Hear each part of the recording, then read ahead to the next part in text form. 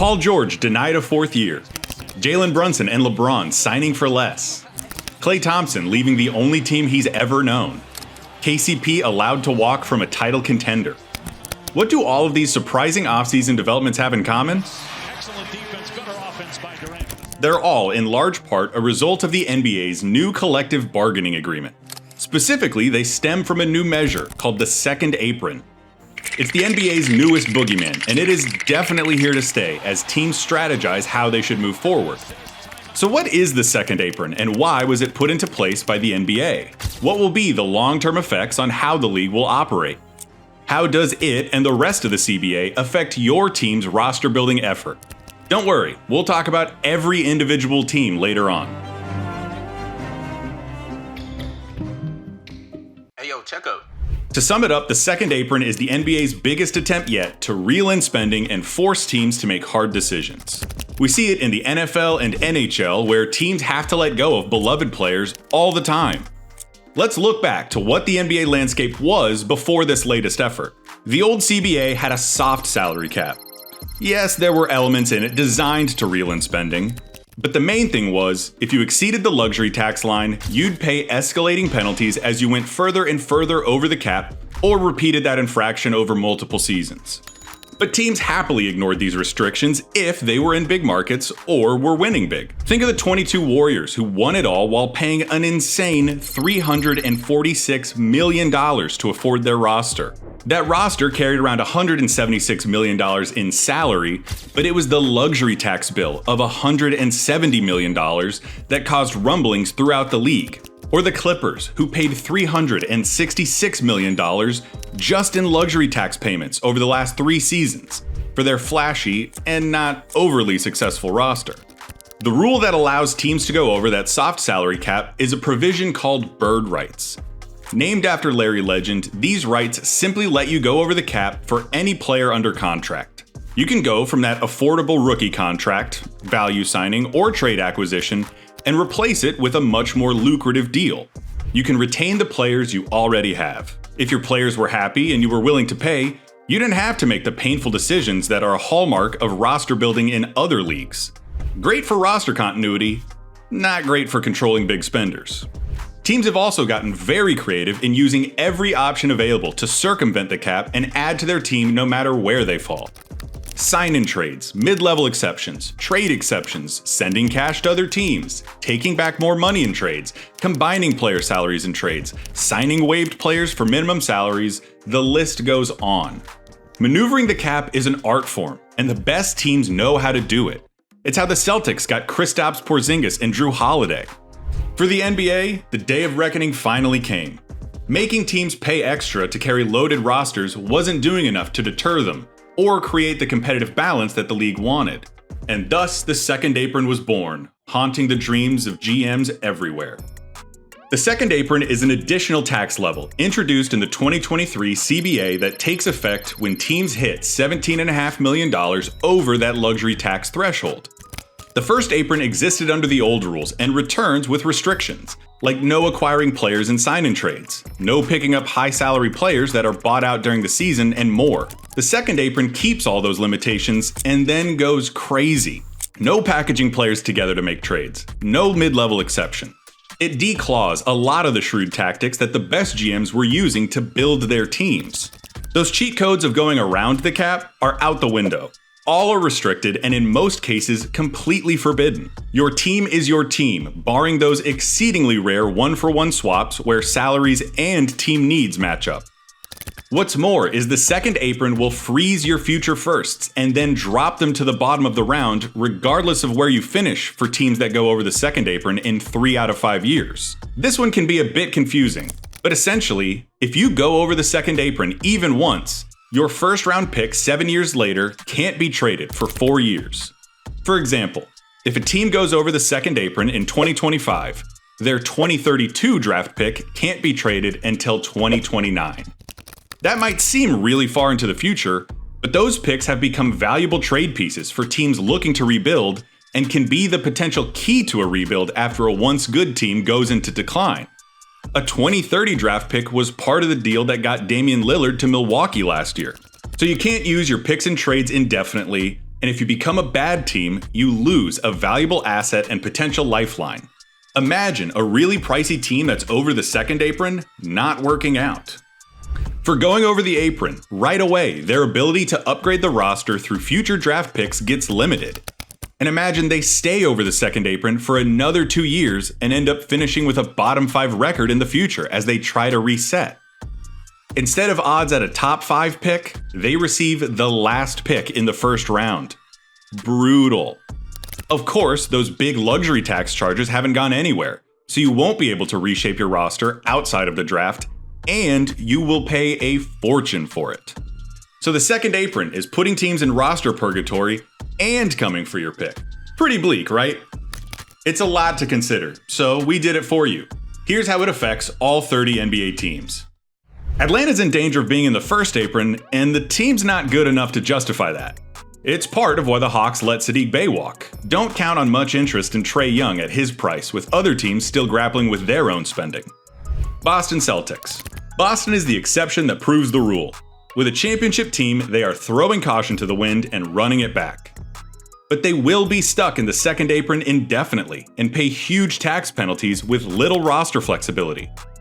Watch how this develops when the contracts are up for Horford and Kristaps. It also has to be part of why, just days after the championship parade, the team was put up for sale.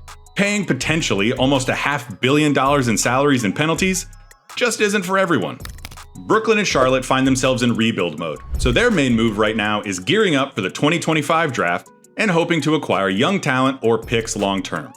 Chicago is looking to shed contracts after moving on from DeMar DeRozan and bringing in Josh Giddey. The problem? Even though they're not close to the aprons, a lot of suitors are. So, while contracts are rising, Zach LaVine's salary remains unappealing, let alone Nikola Vucevic's.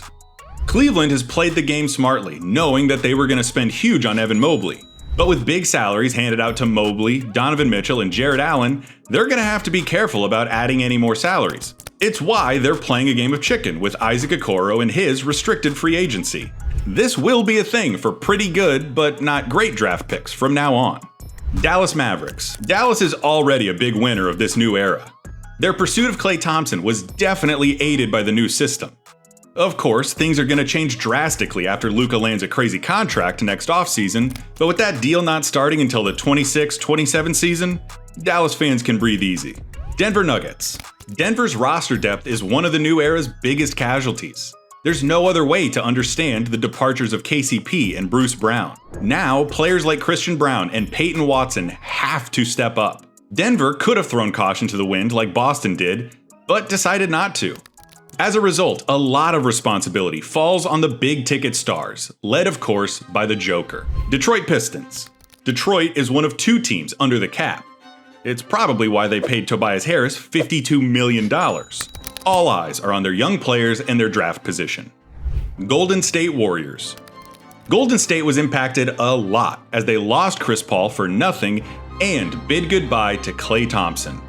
They've regrouped with Kyle Anderson, DeAnthony Melton, and Buddy Hield, but it's fair to say that the Warriors era, as far as being a dynasty and a top spender, is on pause. Houston Rockets. Houston is in an interesting position. They have a lot of intriguing young pieces, like Şengün, Jalen Green, and Jabari Smith Jr. But unlike in the old days, keeping and paying them all is gonna be problematic. So, the answer for them seems to be to lay low, self-evaluate, and not feel obligated to max out their guys immediately. Indiana Pacers. Indiana is still safely under the aprons with the Pascal Siakam mega deal. They do have young players who will be due for raises soon, but they're in good shape to improve. LA Clippers. The Clippers are one of the most obviously impacted teams. Their statement after Paul George left directly blamed the second apron's restrictive nature on team building. They made some additions like Derrick Jones Jr., Nicholas Batum, and Chris Dunn, but they're heavily relying on Kawhi Leonard and James Harden as they open a bonkers new arena. LA Lakers. The Lakers are a mere $45,000 below the second apron. They whiffed on Klay and DeRozan, but at least things went worse for the Clippers? LeBron took less than the max. Maybe a reward to the team for drafting Bronny. Let's not go crazy. He's still making over $50 million. The Lakers can add from here. Clutch client Zach LaVine? Anybody? but they'll still have to be careful. Memphis Grizzlies. Memphis moved on from former 10th overall pick Zaire Williams in a financially motivated move. With a strong summer league showing from their young guys, they'll be looking to build the team up methodically and get the best version of Ja. Miami Heat. Miami is uncomfortably close to the second apron at just $1.1 million away, despite losing Caleb Martin. It feels like what you see is pretty much what you get with this Jimmy Buckets and Bam-led team.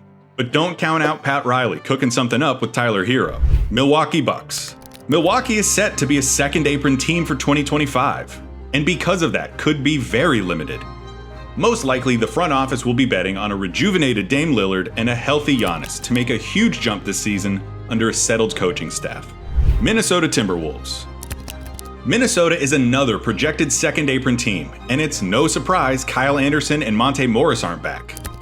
It's also unsurprising that Cat's name is popping up in rumors again, as his salary jumps from $36 million to $49 million. As it stands, the Ant-led core is intact.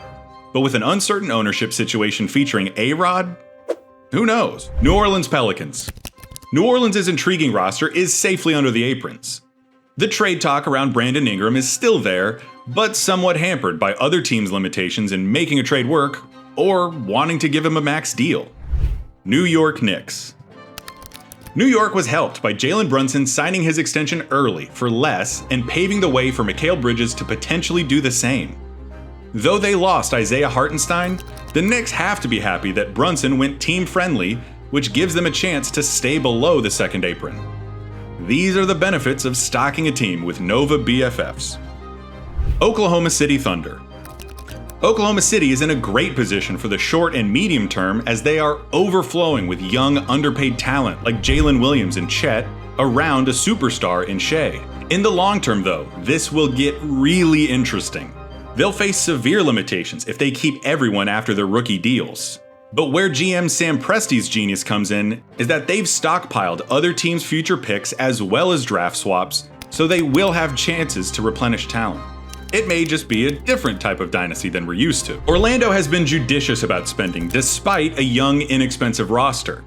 They benefited from Denver's apron concerns by landing KCP.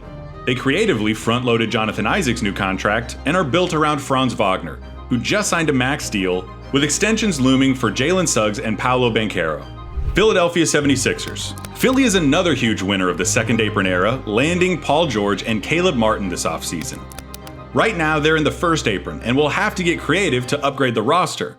With that being said, the offseason is already a massive success.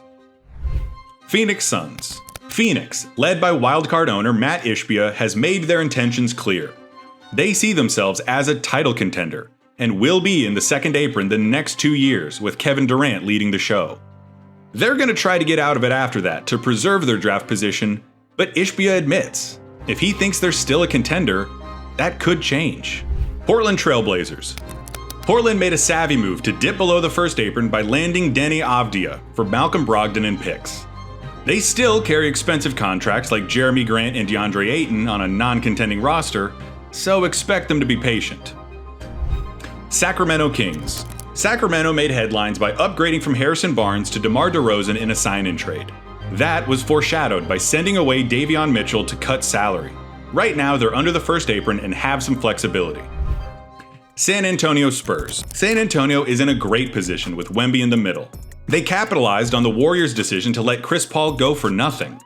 Like OKC, they've built a war chest of future picks and swaps. That should allow them to reload even as they make decisions on their core and pay record-setting sums to Wemby. Toronto Raptors. Toronto has reshaped their roster and are building around Scotty Barnes and Emmanuel Quickley. They're safely below the luxury tax, let alone the aprons. Utah Jazz.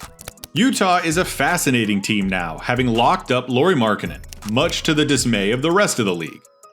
With a loaded draft looming, the Jazz are heavily incentivized to tank and continue to build with Lauri around a really young roster loaded with picks.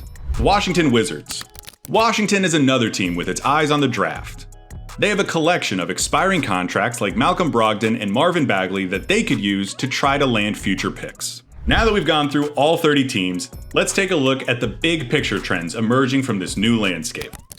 A theme you might have noticed in the breakdowns is a lot more caution around spending and making moves. Perfect connection. As we mentioned before, teams are letting players that they like walk away for purely financial reasons. Spiked in winning. Loose ball. Game over. Spurs quickly. Adam Silver and the NBA have faced backlash for this. It's more fun to see teams keep the guys they like and have freer movement and trades, a highly active free agency, and the chance for teams to rapidly improve. Silver has pushed back at the critics who say that the second apron has made this offseason boring. He insists that these new rules will make a more competitive environment where all 30 teams will have a chance. So is he right? Yes, these new rules theoretically are going to strongly discourage expensive dynasties like the Warriors and probably shorten potential ones like the Celtics. That doesn't seem like the worst thing, as predictable dominance can dampen suspense.